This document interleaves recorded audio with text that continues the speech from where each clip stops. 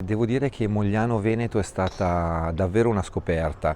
Abbiamo fatto un giro meraviglioso ieri e anche oggi alla scoperta appunto dei vari impianti sportivi che devo dire ho trovato davvero molto all'avanguardia e molto ben tenuti ed organizzati, gestiti in maniera ottimale, ed è stato veramente bello vedere la quantità di ragazzi che hanno partecipato alle varie iniziative, manifestazioni e si stavano allenando, quindi davvero si vede che Mogliano è una città viva, ricca di interesse sia culturale che sportivo.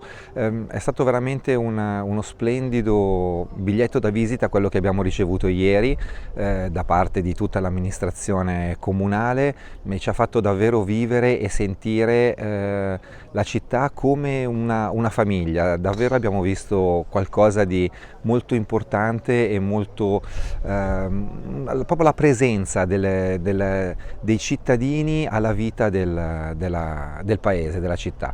Quindi davvero mi auguro che possa essere qualcosa di bellissimo e di stimolante per la città questa candidatura, e che magari si rivelerà vincente e quindi diventerà città dello sport nel 2025. Quindi un grande in bocca al lupo e davvero complimenti a tutti, sia all'amministrazione che ai gestori degli impianti, per il lavoro svolto.